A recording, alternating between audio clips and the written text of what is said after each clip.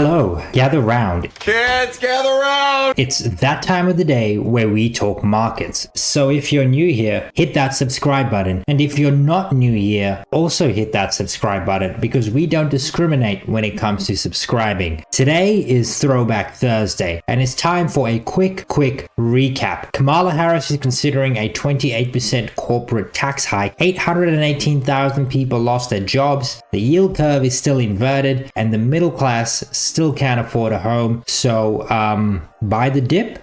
Welcome everybody to the daily recap show where we talk about stocks and the financial markets. My name is Chase. Guys, if you like this video, please subscribe, hit that notification bell, like this video, and leave a comment for the algorithm. Let's get into it. This is the daily heat map of the S&P 500 and a very weird day of trade. We saw outperformance in the financial space right here across the spectrum, from credit services to banks to insurance, financial data, asset management, the whole 9 yards. Financials was pretty positive. We saw a positive day in energy as well, but they were deep in the red yesterday, down 2.4%. So I think maybe we're seeing a dead cat bounce if that selling is to continue. That was really it in terms of like green sectors. It was a fairly lackluster day. In fact, negative in the major indices because of what we saw in technology. Tesla, Amazon led the selling in the discretionary space. Google and Meta led the selling in the comm services space. And then in the technology sector, everything from Nvidia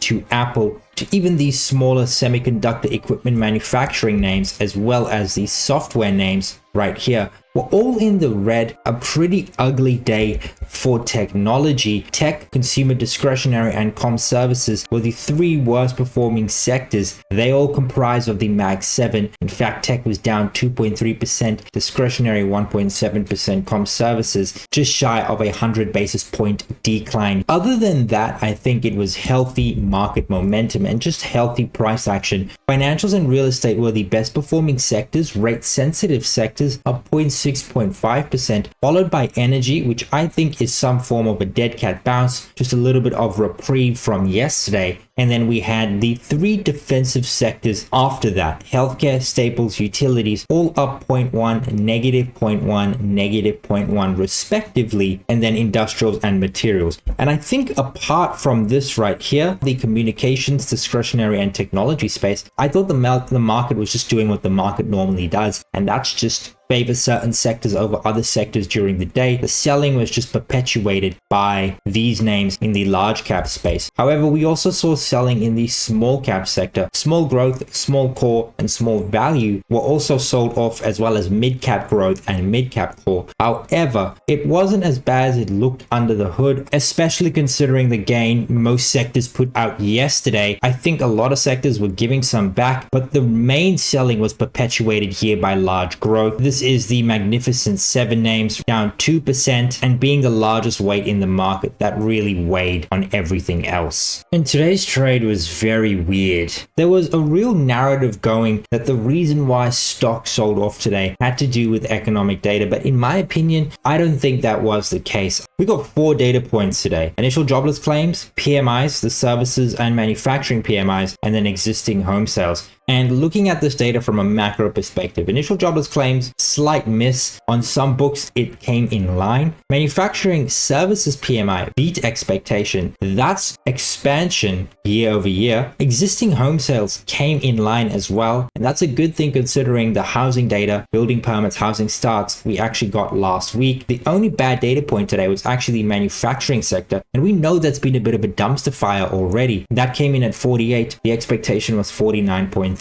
And then on the back of all of this, yields actually rose. The 10-year yield was up 1.5%. The 30-year yield was up 1.35%. The 2-year yield was up 2.11%. In the context of one data point missing, yields actually rose. When yields rise, it's pretty much the market saying, hey, we don't need as many rate cuts. I don't think today's selling had to do with the PMIs. That's what I'm trying to get at. I think today's selling was just a continued rotation out of the Magnificent Seven, out of the technology names into the rest of the market. I mean, if the market really was worried about what we saw with that data, I think we would have seen a stronger bid in utilities, in staples. We did not. They were negative here on the day. The only positive defensive sector was healthcare, and we saw quite a bid into financials and real estate. This tells me it wasn't the economic data that saw the market red today. It was actually just a continued rotation. It's just we rotated out of the bigger names and they weighed heavily on the market, relatively speaking. At least that's how I see the market today.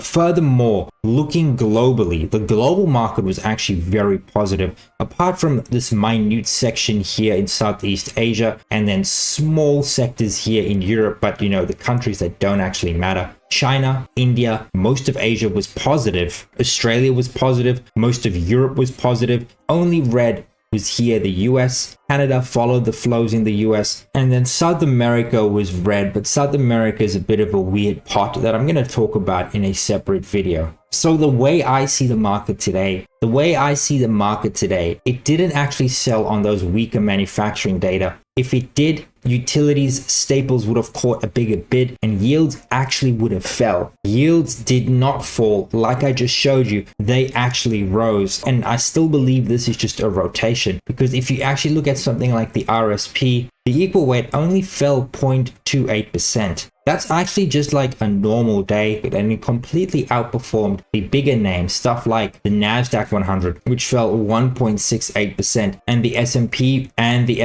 500, which fell 0.89%. The IWM fell exactly the same as the S&P 500, and mid-caps fell 0.68%. I think what the market is doing is just a further continued rotation under the hood, taking some profits in the year's biggest winners. Also, getting a bit jittery ahead of Jerome Powell's Jackson Hole speech. I think all of those factors together, along with rising yields, saw the markets fall. The truth is, at the end of the day, when yields rise the way they did today, small caps and mid caps are going to take it on the chin. And while higher yields have less of an impact on large cap stocks, the way it works in the bond market is that you're selling a bond and taking it into the US dollar. Essentially, you're bidding up the US dollar, and that's why the dollar was up today. When the dollar gains, that's going to have the effect on the large cap names. So when yields rise, it affects small caps because of margins, because of a higher cost of capital, and it affects larger cap names because the dollar increases, and that's bad for international revenues. And so all of those factors, the macro, the technical, the fundamental, led to the day we had here in the S&P 500. And to be honest, this candle does not look encouraging. This is what we call a bearish engulfing candle, where we actually open above yesterday's high and close below yesterday's low. And that's a very ugly candle. You could see that we pretty much closed at the day's lows, a tiny bit of a wick, but we still are in positive gamma, and we did find support here at the 55.50 area. Now we are seeing a little bit of upbeat action here in the after hours, especially in the Qs and the IWM. However, inconsequential to what actually happened here on the day in the S&P 500. And generally speaking, when you get bearish engulfing candles, you generally tend to see a little bit of downside in the days that follow. And tomorrow, if the market doesn't get what it wants from Jerome Powell, we can definitely flip into negative gamma by breaking the gamma flip here at 55.50. And if we do that, we know the downside target is at 54.50, nearly 1% on the way down from there. So very ugly candle, especially at new all-time highs. If the market then goes ahead and actually does sell all the way down to the 54.50 area, this is actually going to look like a lower high relative to this all-time high. And then we could actually see some real ugliness in the market, maybe even going back to this level right here. But that's looking 3-4 weeks into the future, into September, which is seasonally a terrible month for the S&P 500. But in the here and now, we have to look at it as it is. And the game plan is simple. We buy dips, sell rips above the 55.50 zone, and if this line holds tomorrow, this will be a great dip buying opportunity, because then we would go ahead, break this high,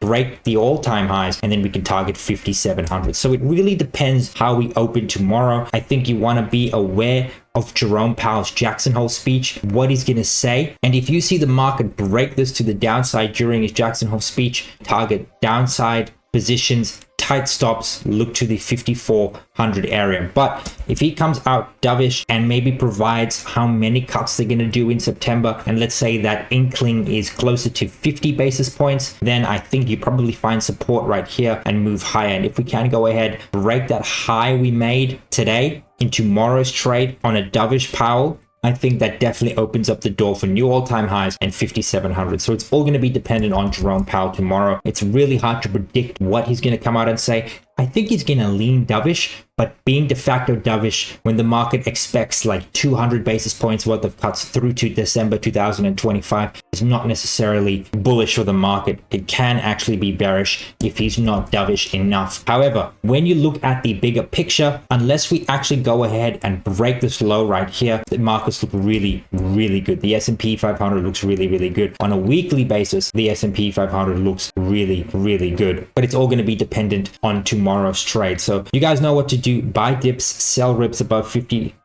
or sell into weakness, buy into strength below the gamma flip zone. The Nasdaq 100 had a very similar candle, that bearish engulfing candle, and also nowhere near all-time high, still about 7% the way through. So if we are to see weakness, I think we're going to see it in something like the Nasdaq 100. This will just be a great dip buying opportunity if you guys did miss the rally. Looking at the IWM, not an bearish engulfing candle, and it did actually outperform both the Nasdaq 100 and the S&P 500. That's bullish. So we're going to see what happens with small caps next. But I think this 210, 212 level is absolutely key. I think if small caps can hold this level right here, I think we actually just move higher. We have seen relative strength in small caps over the last week, but strength in the whole market nonetheless. Today was just a bit of an outlier. But if small caps can just hold this 210 level, I think we definitely go and trade back at those 52-week highs. I'm still bullish on small caps, but you have the game plan: buy dips, sell rips, don't fight the trend. Looking at the AA sentiment survey, very bullish action we're seeing in this bull market. Bulls ticked up from an already historical high 42.5. They ticked up to in the 50 range. Now this is a bit of a red flag because every time we get above the 50, yeah, we can trade there for a couple of weeks, but we normally do see a sharp pullback in bullish sentiment that might not be reflective in S&P 500 price, but sentiment often follows price. What we also saw this week was a decrease in neutral votes and a decrease in bearish votes. In other words, plenty of people just got on the bullish train. Many people are bullish. People understand that we probably are going higher, and many people bought the dip. And at the end of the day, guys, you need bulls in a bull market. That's what we're seeing right now. Risk appetite is actually falling. You can see when we get above this line right here, investors are risk averse. Below it, risk tolerant. In other words, they want to buy risk assets. Generally, above here, you're buying staples, healthcare, REITs, utilities, telecoms. Below here, you're buying everything else: energy, tech, comm services, financials. And oftentimes, if we do just look at the last couple of years, in 2023, around the March area, we had the SVB crisis. We saw a huge impulse. And then from March all the way to July in 2023, the S&P 500 went on a 14% rally.